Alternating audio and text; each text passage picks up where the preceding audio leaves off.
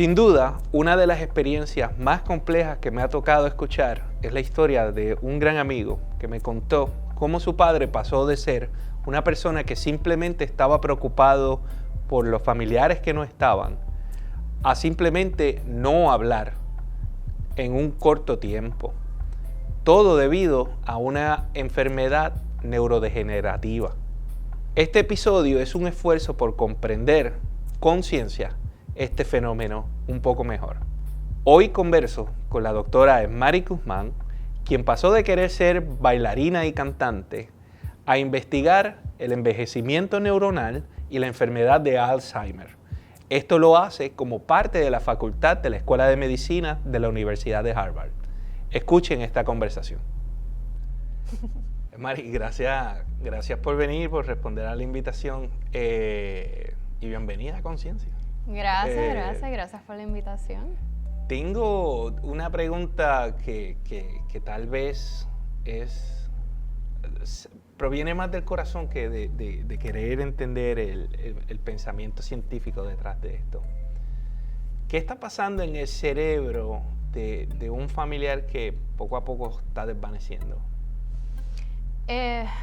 Bueno, están pasando muchas cosas. Naturalmente, el cerebro se va degenerando. Significa que así como de niño y adolescencia las neuronas y las células del cerebro están creciendo, el cerebro está desarrollando, pues poco a poco van muriendo con la adultez. Y eso pues es parte de la vida, así como las células de la piel mueren, así como todo envejece, pues el cerebro también va envejeciendo.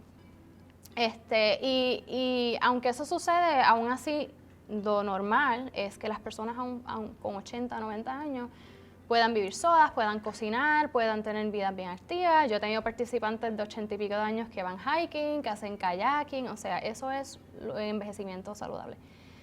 Lamentablemente, por muchas razones, hay personas pues, que desarrollan enfermedades como el Alzheimer, que me imagino que quizás es la que estás pensando más, porque son millones y millones de personas que padecen de la enfermedad de Alzheimer. Y estas personas que empiezan a acumular patologías que causan problemas de memoria y que causan que las células del cerebro vayan muriendo poco a poco, hasta el punto de que ya hay muchas funciones que han decaído y pues que la persona termina perdiendo su vida. Cuando hablamos de acumular patologías, ¿qué es y cómo se ve? Muchas veces son proteínas, por ejemplo, que tienen una función normal en el cerebro y que las necesitamos, que algún evento sucede, un fenómeno sucede, que su función cambia o pierde función o gana una función que es mala y que no es adaptiva. En el caso de Alzheimer, por ejemplo, hay una proteína que se llama amiloide, que se corta donde se supone que se corte, el APP se va agregando, se agrega fuera de la célula, de la neurona, y empieza a causar como una cascada de eventos que lleva a otras patologías. Por ejemplo, también hace que otra proteína que se llama tau termine disregulada y que vaya matando la célula desde adentro. Entonces estos son como que diferentes procesos que vienen de proteínas que son saludables, pero terminan ganando funciones que terminan siendo malas para el cerebro, terminan causando mucha inflamación. So, el sistema inmune que está ahí para protegerte también se vuelve fuera de control y termina también perdiendo su función normal y contribuyendo a que las células vayan muriendo. Así que la razón por la que eso sucede, qué es lo que comienza todo ese proceso, aún no entendemos muy bien. Pero más y más entendemos, ¿no?, que son estos diferentes factores que cuando se unen tienen efectos bien malos en el cerebro. Y es cuando ya empiezan los efectos, que es cuando único podemos empezar entonces a verlos, porque es cuando vemos los biomarcadores, ¿no? El Alzheimer en particular, ¿verdad? Cada enfermedad neurodegenerativa, que significa que es una enfermedad que impacta a las neuronas, que las neuronas van muriendo poco a poco en el cerebro, tienen causas diferentes, patologías diferentes y trayectorias diferentes. En el caso del Alzheimer es bien interesante porque una vez la persona tiene problemas de memoria, una vez va donde mí a la clínica a decirme, doctora, se me quemó la comida ayer o X y cosas, Esa patología que yo acabo de mencionar lleva casi 2 décadas acumulándose. Okay.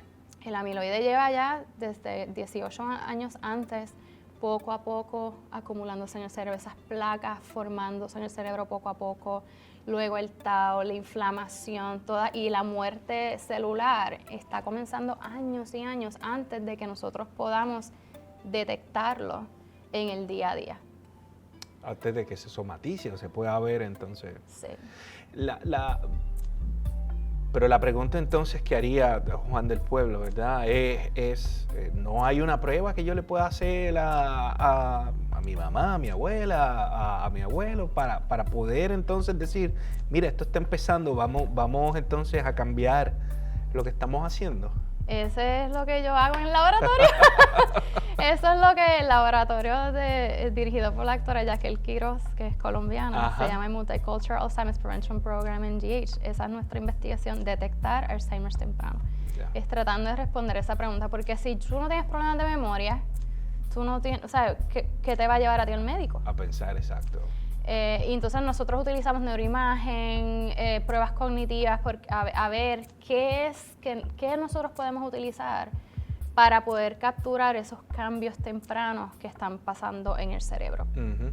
Y hay mucha investigación corriendo ahora. Todavía no sabemos bien cómo hacerlo. En eso estamos. Pero algo que ahora se está trabajando muchísimo es sangre.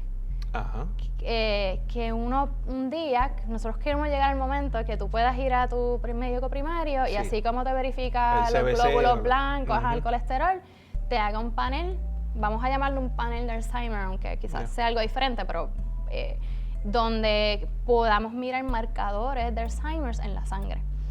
Y eso, que sea parte de tu cuidado rutinario, nos puede ayudar o le puede ayudar a los médicos a detectar quién está a riesgo para desarrollar Alzheimer's o algún tipo de demencia en el futuro. No lo tenemos ahora porque la biotecnología está atrás de donde debe estar, o es porque no hemos hecho la ciencia suficiente para encontrar qué pasa antes.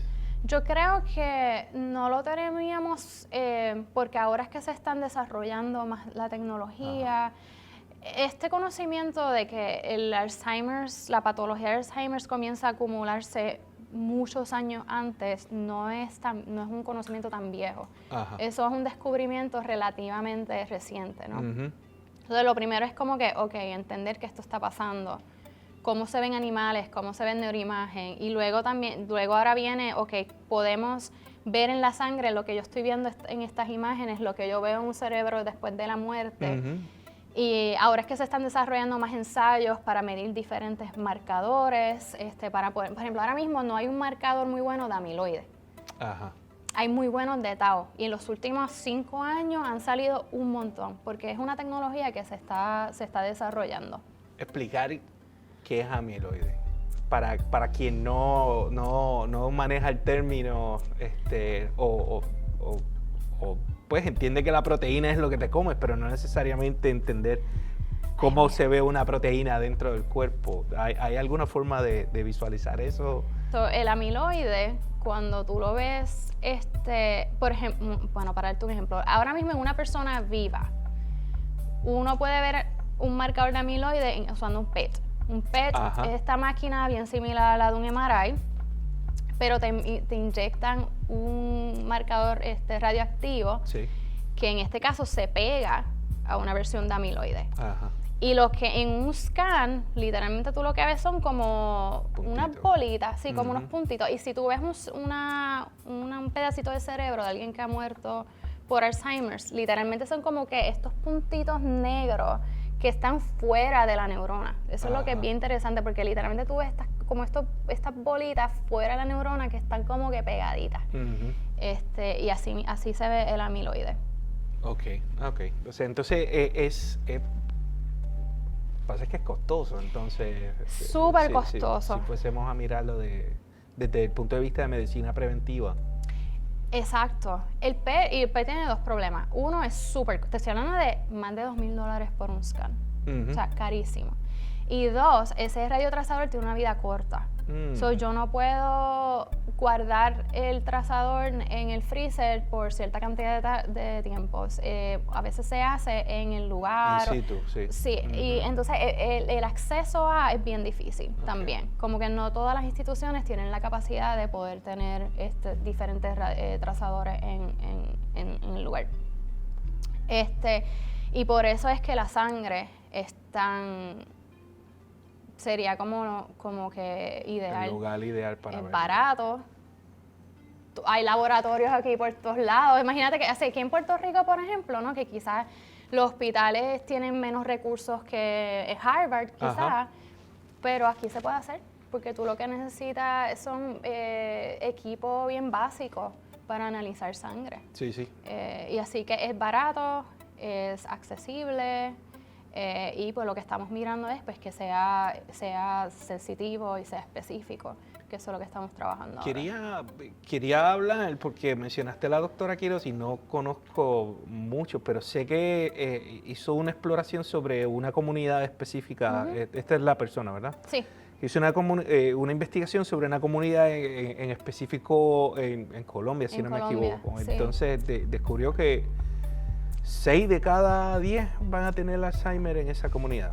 Mira, estos son unas familias en el área de Antioquia, es donde está Medellín. Y el doctor Francisco Lopera, que es un neurólogo, cuando él era residente en la Universidad de Antioquia, en el hospital de allí, él notó un patrón, que él estaba recibiendo pacientes bien jóvenes que parecían tener Alzheimer's. Y entonces le empieza a preguntar, y el primo tenía, el papá, eso no es normal, ya tú sabes que hay algo genético. Muchos años después encontramos que es que todos tienen la misma mutación en el gen presenilina 1. La mutación se llama E280A, que esta mutación es dominante y si tú la tienes, te va a dar Alzheimer's. Entonces, ¿qué pasa? Que si tú tienes un padre o madre que tiene la mutación, tú como hijo tienes un 50% de probabilidad de tener Alzheimer. Así que si tienes 10 hijos, probablemente 5 van a tener Alzheimer's temprano. O sea, estas personas desarrollan problemas de memoria cuando tienen 44 años y demencia cuando tienen 49 y mueren en sus 50 y pico altos, 60 y pico Y esto es una bajitos. población completa. Son miles de personas. Pero lo interesante de esto es el Alzheimer's, obvio, hay millones y millones de personas. Y la gran mayoría les da después de los 65 años. Los síntomas y la demencia. Esta gente pues le da a los 40 y pico, que eso es totalmente raro. Pero esto es un tipo de Alzheimer que se le llama Alzheimer's familiar o Alzheimer's dominante autosomal. Y aquí en Puerto Rico hay muchas familias con este tipo de Alzheimer's. No tienen la misma mutación, son mutaciones diferentes en el gen APP, presenilina 1, presenilina 2, que causan Alzheimer's temprano. Wow. Y en el mundo entero hay varias familias, pero aquí en Puerto Rico hay varias familias también que desarrollan Alzheimer's antes de los 65 años, por diferentes mutaciones que tienen.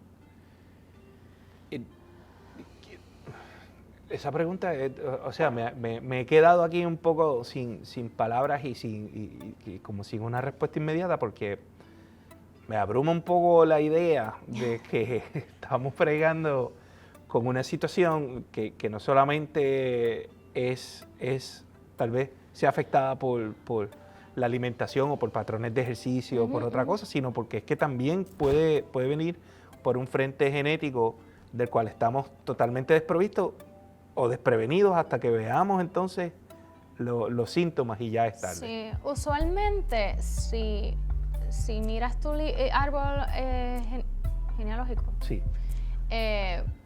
Y ves un patrón, ¿no? Como que esta persona murió joven, porque a ver, imaginemos que antes no fue diagnosticado, murió joven, 50 y pico. Y los hijos, una cantidad bastante grande, pasó lo mismo. Y luego, o sea, que hay como que un patrón de generación en generación y que sobre todo pasa joven, antes de los 65 años. O sea, hay familias que hasta ya en los 30 tienen problemas de memoria. Sí. Algunos en sus 5, o sea, que si aquí lo importante es, o lo que tienen en común todos este tipo de Alzheimer específico, es que los problemas de memoria y la demencia sucede joven, antes de los 65. Eso entonces ya es como que un Alzheimer's que es causada por una mutación en uno de los 3 genes que mencioné. Okay. El resto de las personas, que son la gran mayoría, más del 95% de las personas, puede haber una razón genética. Hay un gen que se llama apolipoprotein 4 que aumenta el riesgo, pero no garantiza. Ajá. Estas otras mutaciones te garantizan que tú vas a desarrollar Alzheimer's, básicamente. En personas mayores ahí se vuelve el complejo, porque es ¿qué causó esto? Probablemente muchas cosas. Muchas cosas. Sí, y no solamente muchas cosas, sino muchos factores acumulados por el tiempo, que era lo que hablábamos en el episodio anterior, que es que tú puedes tener unos patrones de falta de sueño, de mala alimentación, de poca actividad física, y eso entonces pues redunda en una acumulación de posibles factores que afectan entonces la enfermedad. Yo hace como 2 semanas estaba leyendo un artículo que me dejó con los pelos parados, porque decía que aproximadamente un 40% de los casos de demencia en Estados Unidos, probablemente causados por Alzheimer's, son debido a factores de riesgo que se pueden modificar. O sea, que es posible que si nosotros lográramos disminuir esos riesgos, podríamos evitar ese 40% de la tasa de personas con demencia, probablemente debido a Alzheimer's.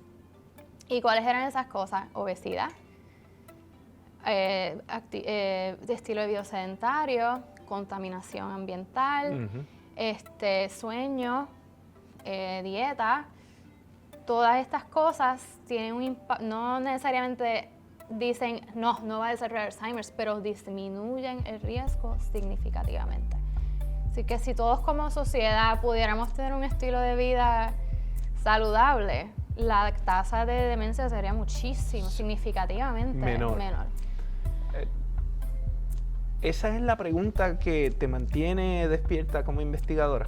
Sí. O sea, esa es la obsesión, el why que uno siempre está entonces buscando como investigador. Sí, incluso mi laboratorio, yo estoy empezando mi laboratorio independiente y se dedica a estudiar factores de riesgo para Alzheimer's, pero también en general para envejecimiento no saludable.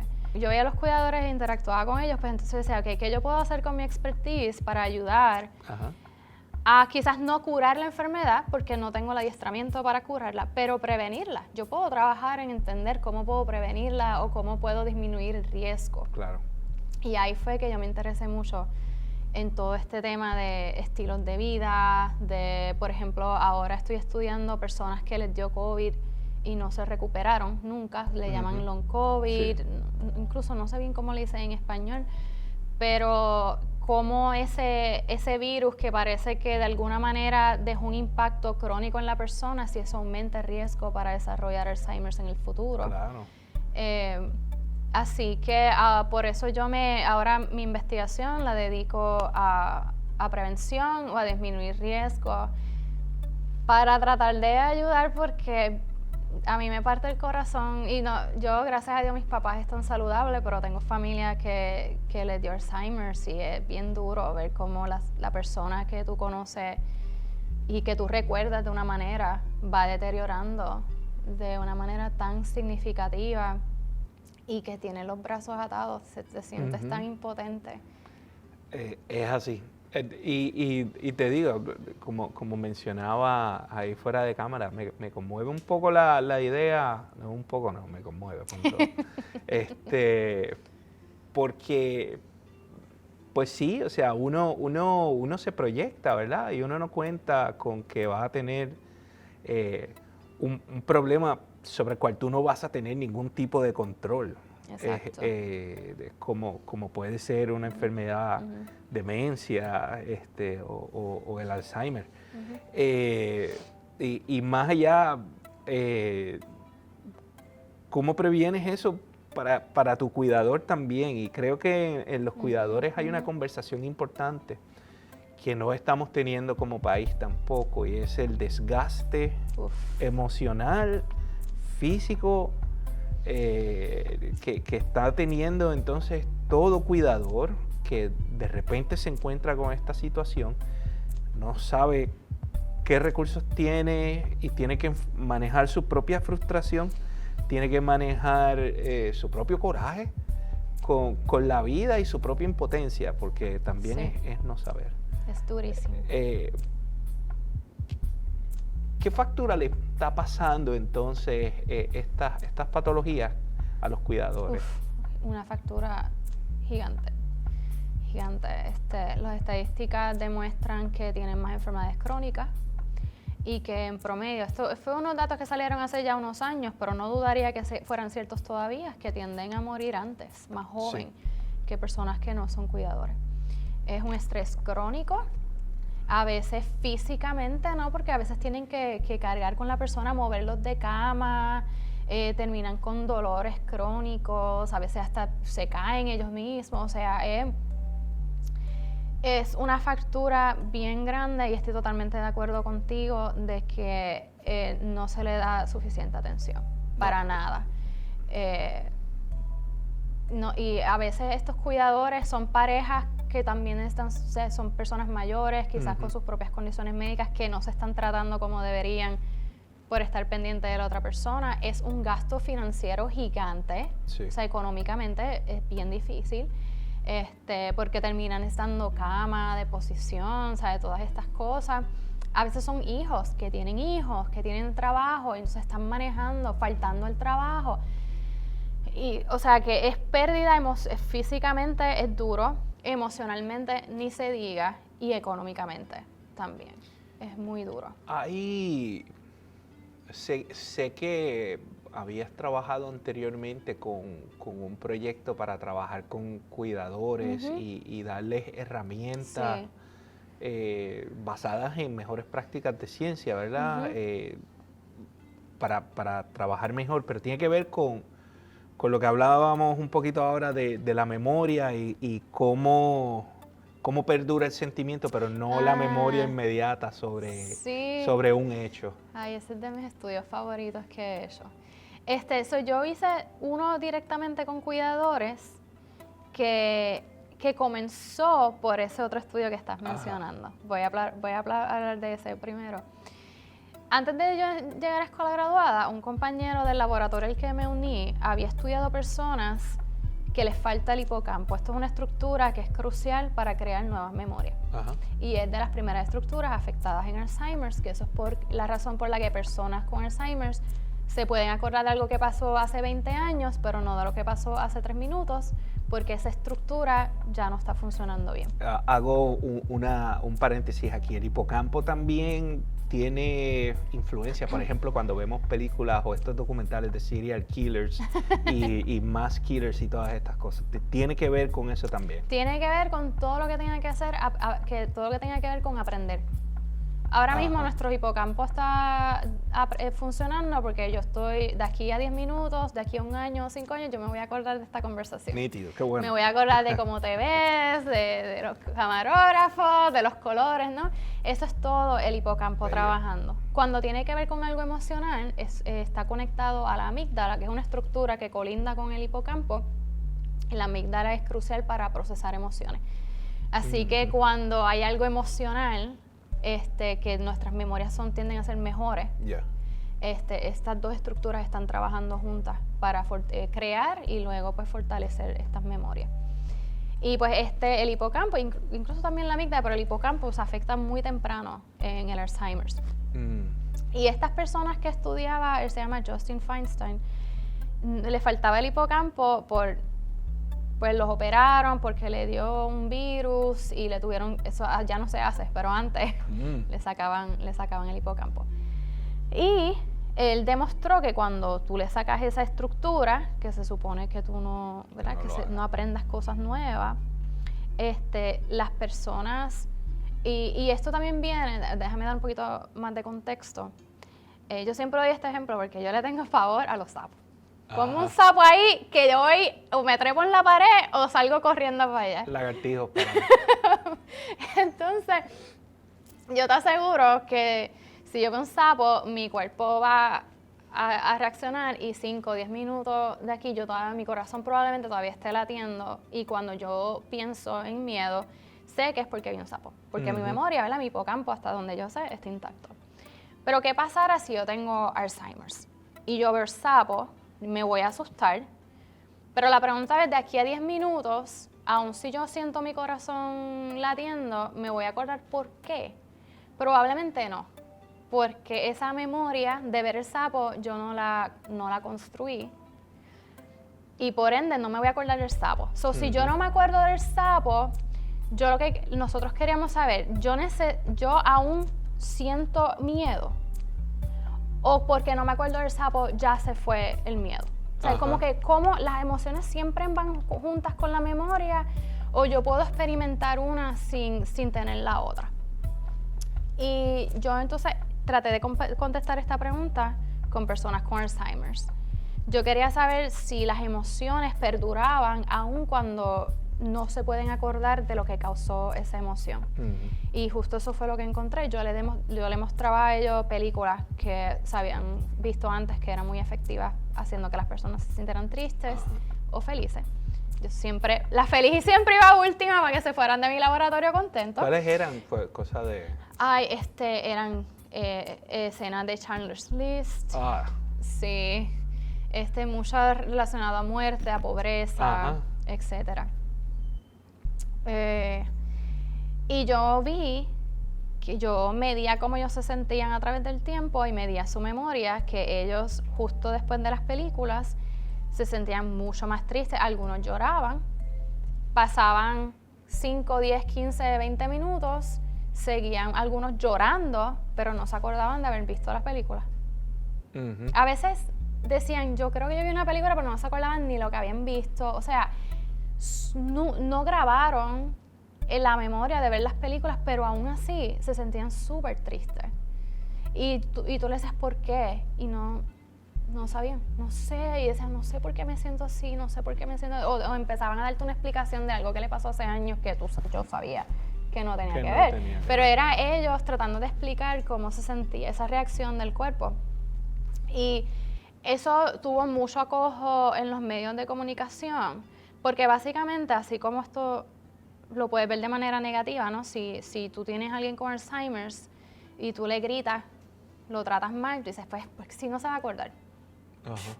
Le hago lo que yo quiero, eso no se va a acordar. Y yo le estoy diciendo, no se va a acordar, pero lo va a sentir.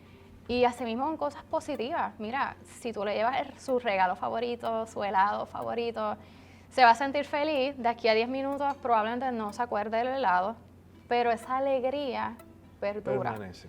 Y nuestras acciones importan. Y eso fue bien valioso para los cuidadores, que a veces se sienten que trabajan duro y no hay retorno en esa inversión de tiempo y energía. Y se sintieron validados por estos resultados, porque era como, ¿verdad? Le estamos diciendo, sí, no lo ves, no te lo van a poder comunicar, pero tus acciones positivas, todo tu trabajo está teniendo un impacto en cómo se siente esa persona. ¿Diseñaron entonces una intervención para cuidadores? Exacto. Ahí una señora de la comunidad, excelente, Jade Angélica, que su mamá le dio Alzheimer's, ella se dedicó a ayudar cuidadores porque, y esto yo siempre miro a estas personas que en la adversidad ven oportunidades. Claro. Y ella en su proceso, ella se sentía perdida, se sentía aislada, y decía, yo no sé qué hacer con mi mamá, se sentía sin dirección. Sí. Y ella dijo, pues, yo voy a crear algo. Y ella empezó un proceso y hacía como que grupos para ayudar a los cuidadores. Nada, nos contactó y empezamos un proyecto juntos, entre científicos y alguien de la comunidad, desarrollando una intervención para ayudar a los cuidadores de personas con demencia. ¿Podemos traerlo para acá? A Puerto Rico. La intervención, pues fíjate que sí, esta intervención, 2 días, muy interesante porque ella utiliza principios de teatro, de improvisación para enseñar diferentes cosas, porque ella dice que ella sentía que con su mamá ella estaba constantemente improvisando y había que estar listo. Claro. Porque uno no sabe cuál es la realidad de esa persona en ese momento. Al momento. Quizás esa persona hoy siente que está en el 1980.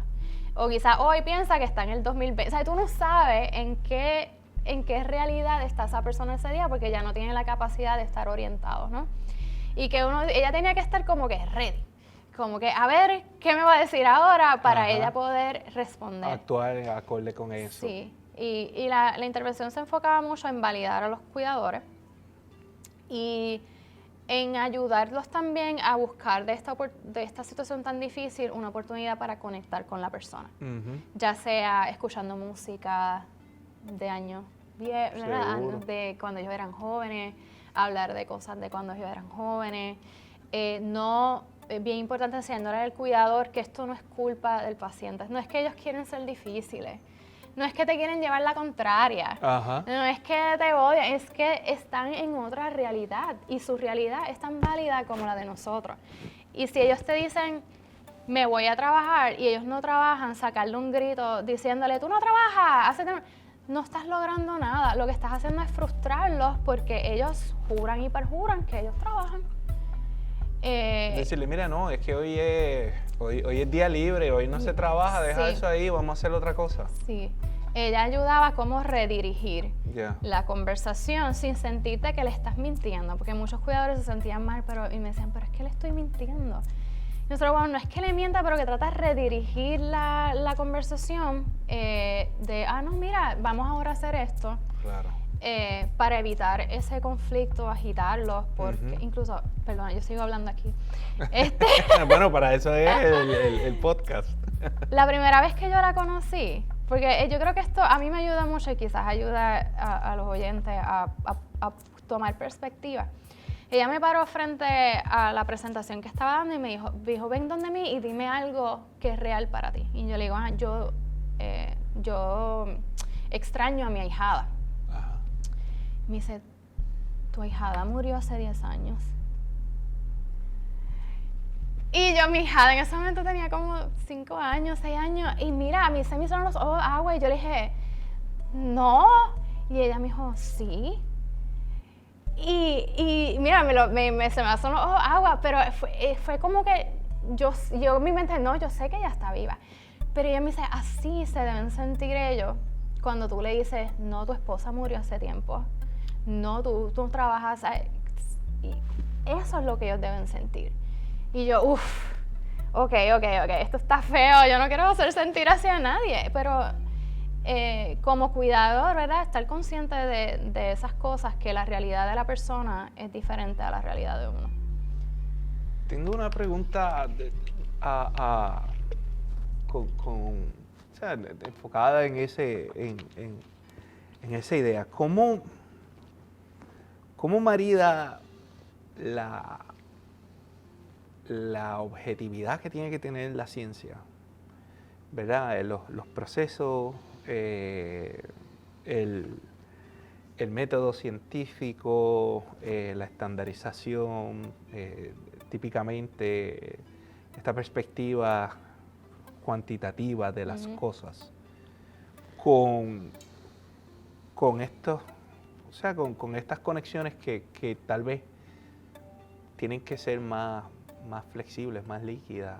No sé si estoy haciendo una pregunta per se que de una manera clara, a lo mejor es reformularlo. O sea, ¿cómo tú como científica abordas este tema y cómo mantienes ese rigor científico dentro de algo que puede ser tan subjetivo? Claro. Sí, o sea, este tipo de intervenciones definitivamente siempre hay mucha variabilidad, ¿verdad? Y yo creo que eso es una limitación en la investigación humana en general, que hay muchos factores que no están bajo nuestro control. No puedo controlar la temperatura, no puedo controlar lo que se come, no puedo controlar su genética, nada, ¿no? Entonces uno pues toma esos factores en consideración para buscar patrones. En este caso, nosotros, especialmente si vamos a hacer una intervención, nosotros lo que aseguramos es que cada intervención sea igual. Se hay un libreto, literalmente. Se crea un libreto para la manera en que se aborda el tema sea igual a través de todas las personas. Pero siempre va a haber y tenemos medidas validadas, empíricas, para medir niveles de estrés, nivel de conocimiento, nivel de depresión, etc.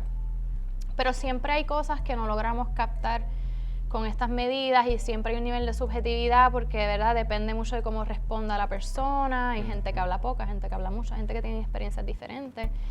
Y entonces en ese caso tomamos datos cualitativos. Hacemos preguntas y los reportamos y esperamos que en algún momento esa información subjetiva, cualitativa, alguien la tome en un futuro y de alguna manera, si es importante, lo pueda cuantificar. Así que la rigurosidad va en que nosotros podamos tratar de mantener la intervención lo más homogénea posible, pero se vuelve complejo, porque hay muchos factores que están totalmente fuera de nuestro control. No sé si respondí tu pregunta. Sí, tal vez tal vez le pongo entonces en adición, es cuando ves estos casos, ves estos números, ¿qué te llevas a tu casa después? Cuando terminas de ver estos pacientes, leer sus casos, ¿con qué se queda uno al final del día? Bueno, después de yo interactuar, ya sea con cuidadores en contexto de investigación o clínica, porque yo también veo pacientes y interactúo con muchos cuidadores, me llevo frustración que sirve de gasolina para mi trabajo. Pero me llevo algo muchas veces que no me puedo llevar de un ratón, que valoro mucho de la investigación clínica, y es que me llevo información que sale de la boca de ellos. Me llevo sus experiencias. Por eso yo escogí una carrera clínica, porque yo quería ver cómo lo que yo hago en el laboratorio lo aplico a una persona en su día a día, y cómo de yo interactuar con una persona en su día a día puedo desarrollar preguntas nuevas o hipótesis nuevas en mi trabajo investigativo. Y me llevo yo poder escuchar las experiencias de estas personas, sus observaciones, porque yo en el laboratorio puedo hacer muchas cosas, puedo leerme 800 artículos, pero no hay nada más valioso que escucharlo de la persona que lo vive día a día. Mira, yo he notado que cuando yo hago esto, pasa esto. Yo he notado que a través del tiempo esto cambió, que esto ayuda, que esto no ayuda. Yo me siento así. Y esa información yo me la llevo y yo la voy como procesando para luego yo aplicarla a mi investigación, ¿verdad? En el ejemplo que la observación y las experiencias de estos cuidadores cambiaron el rumbo de mi investigación. De yo querer entender circuitos de memoria a tratar de prevenir una enfermedad. Y me llevó a ayudar a desarrollar una intervención, a desarrollar hipótesis, a todo esto. Así que me llevo frustración que me da gasolina y me llevo muchas ideas y mucha inspiración, porque vamos, que la ciencia está difícil, que uno falla. La semana pasada me enteré que no me dieron un grant en el cual yo trabajé tan duro escribiendo. Esto es el pan de cada día, y entonces es como que, lloré, me frustré y para adelante, porque hay gente que lo necesita, porque lo veo en mis participantes. Así empezó la ciencia para ti, buscando entonces preguntas, o sea, queriendo contestar preguntas que te eran relevantes, sí, que estaban cercanas a ti. Sí, y que me parecían interesantes. Yo creo que me considero una persona bastante curiosa. Me encanta hacer preguntas de lo que no conozco, algo que me parece interesante. Y así que nació mucho por la curiosidad de yo ver, de sentir como que, diantre, no tener memoria debe estar bien difícil. ¿Y por qué? ¿Y qué está pasando? ¿Y qué se podría hacer para mejorar eso? Y luego se volvió personal. Le empecé a tener familiares con la enfermedad, empecé a ver a mis tías cuidando a mis tíos que tenían Alzheimer's. Uno con los participantes, a veces si los ves mucho, también uno crea una relación y empatía. Y pues se empezó a volver personal. Y ya pues, ya como que define mi carrera y mi día a día. En el campo hablábamos temprano, ¿qué es lo que está faltando? ¿O qué herramientas necesitas tú que no tienes ahora mismo para hacer la ciencia que necesitas? Yo creo que todavía en personas vivas no tenemos herramientas muy buenas para poder ver qué está pasando en el cerebro. Lo vemos muy a grande escala. Y yo creo que necesitamos tecnología avanzada para yo poder mirar esos cambios pequeñitos que están sucediendo en el cerebro.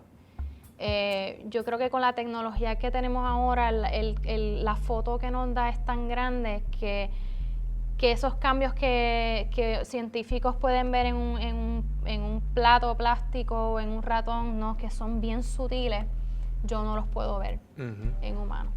Así que ese tipo de herramienta de neuroimagen necesitamos mejorarla. Yo creo, en verdad, para mí la limitación más grande en estos momentos es la tecnología, que nosotros tenemos, las herramientas que tenemos para ver el cerebro, para ver qué está pasando con las neuronas, qué cambios químicos están pasando, qué cambios eléctricos están pasando. Eso todavía yo siento que estamos limitados. Está mejorando, pero que el día que yo pueda ver las neuronas de una manera más cercana. Que no haya necesidad de invasión. Exacto. La capacidad de diagnosticar temprano va a ser mucho más grande. Mucho más grande. Y ¿verdad? Ojalá que cosas ya que tenemos disponible como la sangre, podamos desarrollar también tecnología nueva para que sea efectiva en este proceso. Pero yo diría que eso es lo que necesitamos mejores tecnologías. Y en el...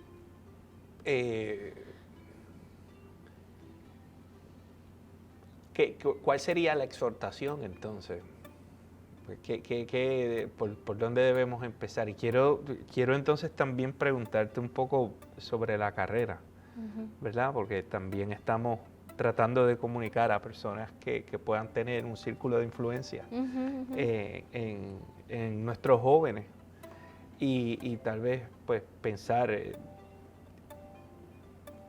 dónde pueden empezar. ¿Cuál sería tu llamado, tu call to action a esos jóvenes? Y quiero entrar entonces también a hablar del Sagrado Neuroscience Pre-College Program. Pero ¿qué exhortación estarías haciéndole a un joven que te escucha ahora y dice, bueno, eso suena interesante, pero ¿cómo puedo empezar si tal vez no soy un high achiever en mi escuela, no tengo 4 puntos, pero tengo un 3 puntos, algo que está bastante decente? Antes de responder la pregunta sobre los estudiantes, quería comentarte que otra cosa que nosotros necesitamos mucho en la ciencia es diversidad. Estoy pensando mucho en ensayos clínicos, pero también en estudios en personas en general. La ciencia que está a nuestro alcance o que está disponible, es mayormente basada en personas de origen europeo blancas, usualmente altamente educadas, de estrata socioeconómica alta. Y nosotros sabemos que hay muchos factores que afectan el desarrollo del cerebro, ¿no? Estábamos hablando, el acceso a salud, la comida, todas estas cosas que son impactadas muchas veces por la estrata socioeconómica, por la cultura. O sea, a mí tú dame un lechón todos los días y yo me lo como feliz porque pues, es parte de la cultura boricua, pero no es lo más saludable, ¿no? Mientras que, ¿verdad? Quizás te vas a la costa de Portugal, donde el pescado se consigue quizás más económico y más fácil y tienes una dieta mucho más rica y saludable. Y una de las cosas que quiero exhortar a nuestros oyentes es que si tienen la oportunidad de participar en investigación y en ensayos clínicos, que por favor lo hagan. Necesitamos estudiar personas de todos los trasfondos, que nuestras intervenciones también las podamos modificar para los boricuas, que sean específicas para los puertorriqueños, que podamos, los latinos están a mayor riesgo de Alzheimer's, no sabemos por qué. Pues no lo sabemos porque no los estudiamos. Ahora estamos tratando de estudiarlo para poder también desarrollar intervenciones que sean más apropiadas para los latinos, por ejemplo.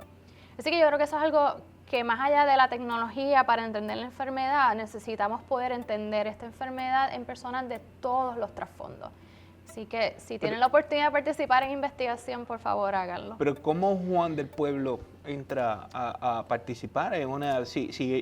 No... Y ese es nuestro error como investigadores, que no hacemos un buen trabajo hablando de esto. Ahora mismo hay websites como clinicaltrials.gov, donde está la lista de ensayos clínicos en todo Estados Unidos, incluye Puerto Rico.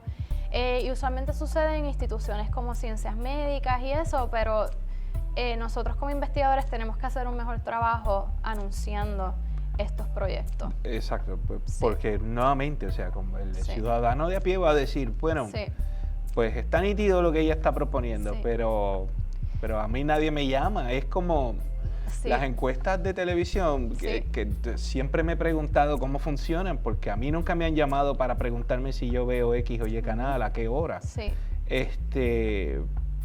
Y nunca he conocido a nadie que le hayan preguntado tampoco. Sí. No, y es un problema. Usualmente te enteras si estás en ciencias médicas, por ejemplo, porque allí están muchos de los investigadores.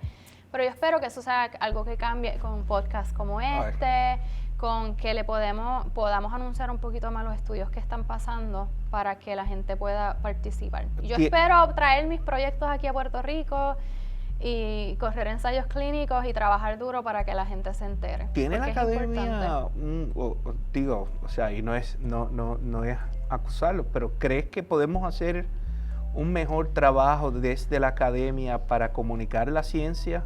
Absolutamente. Yo creo que nosotros los científicos, y estoy incluyendo a todo el mundo en este grupo, nos hemos colgado por años comunicando lo que nosotros hacemos en un laboratorio con la comunidad, que son los que pagan mucha de esta investigación, porque muchos de estos grants son financiados por los que pagan los impuestos. Eso está cambiando mucho. Ahora hay personas que se dedican solamente a comunicar ciencia, creando podcasts como videos tratando de, ¿verdad?, hacer que la ciencia en arroz y habichuela, para que lo que nosotros encontramos en laboratorios la gente lo conozca. Así que hemos mejorado un montón, pero nos falta mucho por hacer, sin duda. Perfecto. Y estoy totalmente de acuerdo. Sé que hay muchos esfuerzos, pero yo pienso que debemos incluir esa capacitación dentro entonces de la preparación académica de los científicos, y no sé si debe suceder en el posgrado o es una situación de un postdoc situation. No lo sé, ¿verdad? No soy experto en ese tema, pero ¿dónde tú crees que debe suceder, o es que debe suceder esto desde el bachillerato? Yo creo que sería ideal si fuera desde el bachillerato. Mínimo como parte del currículo de escuelas graduadas, del PhD o la maestría. Ahora mismo lo que hay son como becas para estudiantes que quieren aprender más y hacen como unos internados en diferentes áreas para comunicar ciencia. Pero mínimo en PhD. Estamos haciendo un esfuerzo con eso, y sabemos, por ejemplo, que la Universidad del Sagrado Corazón tiene un minor dentro de ciencias, donde están trabajando entonces con comunicación científica, así que por lo menos sé que hay trabajo que se está llevando a cabo en esas lides, pero definitivamente pienso y concuerdo contigo. O sea, si estamos haciendo ciencia desde los recintos, desde universidades en Puerto Rico que necesitan entonces caracterizar de manera local un poco mejor lo que están haciendo, a mí me pueden llamar en confianza y participo. Una de mis metas es poder traer otros ensayos clínicos a Puerto Rico para enfermedades neurodegenerativas y que se anuncie. Y hay investigadores aquí en Puerto Rico haciendo cosas muy buenas, pero yo creo que sí que necesitamos la plataforma para hablar de esto. Pero también poner más trabajo y más esfuerzo en llevar la palabra.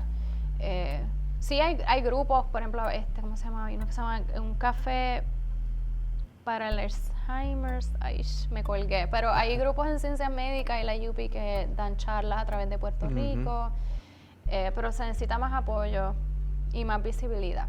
También. Más visibilidad, porque hay mucha gente trabajando dura, pero nadie lo sabe. Sí. Sí. Y yo creo que eso también entonces empezaría a poblar un poco también la narrativa de que en Puerto Rico estamos mal y están todos estos problemas, pero mira, tenemos gente que está Sí. adelantando cosas bien interesantes y necesitamos como que conectarnos mejor y hablarlo más. Y ahí vienen los estudiantes, porque ayer yo le decía a los del colegio en Mayagüez, yo les decía, me hacían preguntas, ¿y ustedes creen que algo que puede contribuir a la diferencia de sexo en prevalencia de Alzheimer es tal cosa? Y digo, bueno, ahí está tu disertación. Y dije, yo no sé. O sea, ustedes son los que van a responder estas preguntas.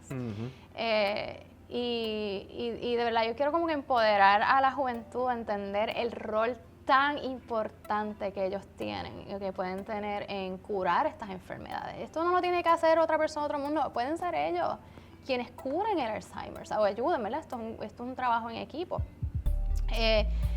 Y cuando me estabas hablando de notas, mira, el promedio académico no predice éxito, eso está probado. Está probado. Yo cuando veo un estudiante de 4 puntos, yo fui estudiante de 4 puntos, a mí siempre me gustó estudiar. Era una nerda, lo sigo siendo con orgullo. Para mí eso habla mucho de disciplina, claro, ¿no? Tienes que sentarte, estudiar, manejar bien tu tiempo, ¿sabes? No necesariamente habla de que eres más brillante del que tiene 3 puntos, que sigue siendo un buen promedio académico. En fin, yo lo primero que diría es no dejes que tu promedio académico te limite. Saca buenas notas, trata de mantener un buen, porque al fin y al cabo es importante para ir a escuela graduada, para ganarte becas, etcétera, pero que personalmente los estudiantes no dejen que eso sea una limitación para alcanzar lo que ellos quieran alcanzar. Yo siempre le digo a los estudiantes que se dejen llevar por su curiosidad, que se escuchen y digan qué es lo que a mí me llama, qué es lo que yo no paro de preguntarme, qué es lo que a mí me emociona. Cuando yo leo de esto, siento emoción y quiero seguir leyendo más. Esa era una de las preguntas que tenía también, o sea, ¿cómo puede un estudiante que típicamente no se ve como científico o no se ve en ese campo, pero que a lo mejor tenga alguna pregunta, cuáles son las avenidas más útiles que pueda encontrar para poder hacerlo desde tu perspectiva? O sea, ¿qué tú harías si fueses tú en esa situación? Sí. Buscar oportunidades relacionadas a ese campo, de alguna manera u otra. O sea, yo no quería ser científica, yo quería ser bailarina. Ese era mi sueño. Y yo empecé porque cogí la clase de psicología y leí un libro de psicología y yo quedé fascinada y yo quiero saber más. The Idiot's Guide to Psychology. Yo quiero saber más y después en la clase de psicología empecé a leer artículos científicos y me encantaba. Y yo iba y le daba clase a mis compañeros. Me encantaba y yo dije, ok, pues fui donde el profesor. Yo dije, ¿quién me puede hablar más de esto? Pues el profesor de psicología. Y fui donde él. Que incluso ayer le estaba diciendo a los estudiantes que mi primera vez en Mayagüez fue en la escuela superior en un curso de ingeniería, porque yo pensaba yo quería ser ingeniera. So, había 2 días de ingeniería y ahí yo aprendí que yo no quería ser ingeniera. ¿Cuál fue el aha moment? Que dije, mira, esto está interesante, pero esto a mí no me pompea. Y así que yo creo que buscar esas oportunidades, tenía una curiosidad, conseguí algo relacionado y aprendí algo, que lo quiero hacer o que no lo quiero hacer. Así que si eres una persona con una motivación, con interés particular, pensar en, ¿quién me podría hablar más de esto? Puede ser el tío del tío, puede ser alguien que viste en Twitter, puede ser alguien que conseguiste por internet, y no tener miedo de enviar un email, de llamar, de utilizar tus conexiones, empuja hasta llegar a esa persona. Y típicamente yo supongo y ha sido mi experiencia, ¿verdad? Cada vez que he tenido que recurrir a contactar con alguien que es un líder de pensamiento o que está haciendo investigación o algo, típicamente uno envía un correo electrónico y contestan porque hay un interés en conectar. Mucha gente quiere ayudar, a veces no contestan, no porque no quieren ayudar, es que no lo vieron. O sea, mi mentor recibía 300 emails al día. Wow. So, tienes que enviar como 10 para que él lo vea. Ajá. Y a veces también ve el mismo nombre y digo, ok, debería contestar este email. Así que persistencia es algo bien importante. Enviar uno y otro email. Y sin miedo, no pensar, ay, esta persona está muy ocupada, no me atrevo. No, atrévete. Envía el email, que lo peor que te puede pasar es que nunca te conteste. Exacto. Probablemente lo que va a pasar es que alguien te va a contestar. Y usar oportunidades, hay muchos programas, y eso es Google, gracias a Dios por el internet. Tú te metes al internet y buscas lo que te gusta y siempre van a salir programas, pero sobre todo, y es que esto lo veo tanto, no tener miedo a solicitar porque piensas que no te van a coger. Hay tantas personas que se limitan ellos mismos porque anticipan el resultado. ¿Para qué yo voy a solicitar a Harvard si a mí Harvard no me va a coger? Yo no soy suficiente. ¿Y si te cogen?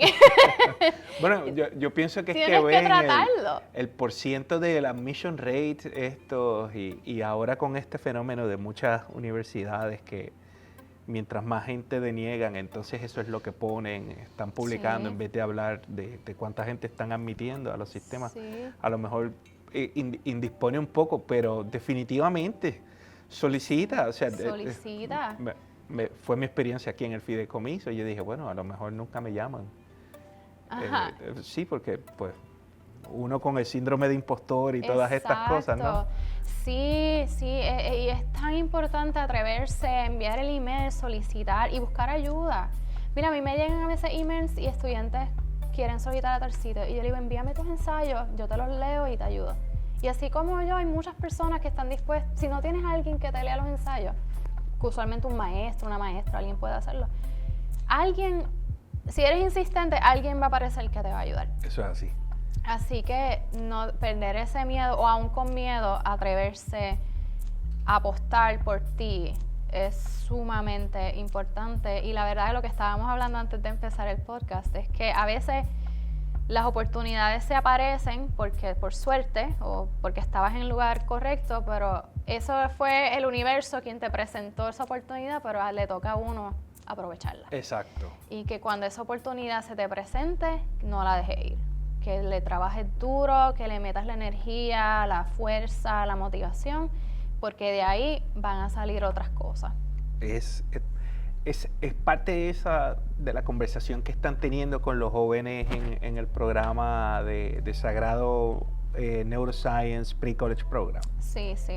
Y esto nace de estas observaciones que yo vengo de escuela pública en Isabela y luego en Quebradilla. Y a mí siempre me presentaron las mismas carreras, medicina, leyes, ingeniería, maestro, educación, Sí. etc. Nunca me vi como científica, lo más cercano a ciencia que fue ingeniería, y no era yo creando nuevo conocimiento para la ingeniería, era yo practicando con el conocimiento ya existente. En gran parte porque yo no sabía ninguna mujer boricua científica. Es más, no sabía ninguna mujer científica, punto. ¿Que no? No, ninguna. Y eran todos hombres, ninguno era boricua. O sea, yo no tenía un modelo o una modelo. Y a través del tiempo, teniendo gente que creía mucho en mí, apoyo, mentoría, y un programa que yo tuve en la universidad que se llamaba CORE, que era para adiestrar estudiantes minoritarios en la ciencia, esas cosas cambiaron mi vida. Y yo sin ese programa, yo no estaría aquí, 100%. Entonces, inspirado por todo esto, y también el doctor de Jesús Cortés y yo también recibimos muchos emails de estudiantes que nos escriben de la nada, inteligentes, brillantes, motivados, que se sienten estancados, que no saben por dónde ir. Cuando todo eso se juntó, nosotros dijimos, tenemos que hacer algo. Y el punto del Sagrado Neuroscience Pre-College Program es justo identificar esos jóvenes que todavía están en escuela superior, que son inteligentes, pero que tienen energía, que están motivados, pensamiento crítico, que tienen un hambre por aprender. identificarlos en donde estén. O sea, no que necesariamente vengan de escuelas o colegios que tienen muchos recursos para alimentar esa hambre, sino también que vienen de escuelas que quizás no le pueden proveer lo que ellos necesitan para cumplir sus sueños. Y nosotros queremos lograr eso, identificar a estos jóvenes, proveerles los recursos que necesitan para llegar a donde sea que ellos quieran ir. Pero también apoyarlos y decirles, no, tú eres capaz. Claro. No creas que porque tienes malas notas o porque no estás en el club de yo no sé qué, no vas a poder llegar lejos. Y este programa se dedica a eso, a proveerle mentoría, apoyo a estos estudiantes, a exponerlos al mundo de la ciencia. La ciencia es tan diversa, no es un laboratorio a explotar cosas necesariamente. Aunque eso está chévere. Eso está chévere y para algunas personas le gusta, pero tú puedes ser el que o la que diseña la cámara que tiró fotos en el universo hace poco, tú sabes, tú puedes ser el que cura el Alzheimer y corre ensayos clínicos. Hay tanta manera de hacer ciencia que va más allá de pipetas y de lo que uno tradicionalmente asocia con la investigación. Así que lo exponemos a todo, al campo de la neurociencia, desde ciencia de cómputo, psicología, medicina, etcétera. Como mencioné, le damos mentoría y apoyo y tratamos de darle los recursos que necesitan para que ese pensamiento que quizás no se atrevieron a enfocarse, ¿verdad? Yo creo que muchos de estos jóvenes quizás le pasa un poco a la mente de que quiero ser un neurocirujano, por ejemplo, o neurocirujana, pero no se atreven ni pensarlo porque dicen que yo no lo puedo lograr. Claro. Puedes decirle, no, piénsalo, suéñalo y hazlo una meta. Y pruébalo, y si no es lo tuyo, pues también está muy cool. O sea, que es parte, y eso es lo que yo pienso que debemos, ¿verdad? Parte de mi enfoque como educador es saber que no todo el mundo está necesariamente dispuesto a ser científico por las muchas cosas que esto sugiere y que requiere de uno. Requiere, sí. Pero que no se quede ningún joven sin haber por lo menos intentado o haber hecho las preguntas esenciales que necesita para poder determinar si esta es mi ruta o no es mi ruta. Exacto. Y debemos abrir caminos para eso. Y parte de lo que me gusta mucho de su proyecto es que está abierto entonces a esa exploración, a que no es solamente, no, mira, si no vas a ser neurocientífico, esto, aquí, mejor vete para otro lado. Sino que todos entonces pueden solicitar, ver y tener la experiencia si funciona o no funciona. Exactamente, que conozcan qué es lo que hay allá afuera y que aprendan que sus diferencias los hace únicos y los hace bien especiales y los ayudan a diferenciarse de los demás y quizás innovar. Por eso quiero decir que yo creo que en nuestro programa también nosotros tratamos de decirle esas diferencias, quizás otra gente te tripea o te molesta, pero úsala porque te va a ayudar a ser exitoso o exitosa. Pero sí, los queremos exponer y también ser bien realistas, ¿no? La situación económica es una limitación para mucha gente. Claro. Las universidades, la educación es costosa. Sí. Aquí mucho menos que en Estados Unidos, pero cuesta, todo esto cuesta. Así que también los ayudamos cómo consiguen becas, cómo pueden hacer esto sin que tengan que incurrir en muchos gastos. O sea, también tomando en consideración que la realidad económica de todas las personas es diferente. Así que esto es algo que a nosotros nos llena de mucha pasión, mucha alegría, mucha satisfacción. Y siempre hago, ¿verdad? Como que esta pregunta y la hemos hecho antes, ¿qué ayuda necesita el programa ahora mismo para ustedes poder escalar el impacto? Claro que sí. Uno, que los estudiantes soliciten. Todos los años abrimos solicitudes en enero, así que si están en grados 9, 10 u 11 en Puerto Rico, soliciten. Y dos, dinero. Necesitamos que todas las personas que puedan donen, porque nuestra misión es hacer que esto sea accesible para todo el mundo. Desde el que hace nada o que no tiene un salario hasta quizás el que tiene mucho, pero que ningún talento se pierda por dinero. Yo no quiero que un estudiante no solicite por dinero. Eso me parte el corazón. Y para nosotros lograr eso, pues necesitamos dinero para poder hacerlo gratuito para todo el mundo. Nosotros estamos trabajando bien duro para que este año, donde los estudiantes van a pasar una semana en Puerto Rico aprendiendo de ciencia aquí en Puerto Rico y una semana en Boston y Cambridge aprendiendo de ciencia en MIT, que esos estudiantes nosotros le podamos pagar la comida, el avión, todo, que ellos se puedan sentar a aprender sin estrés, sin el estrés de que tengo una deuda o tengo que pagar. Sí.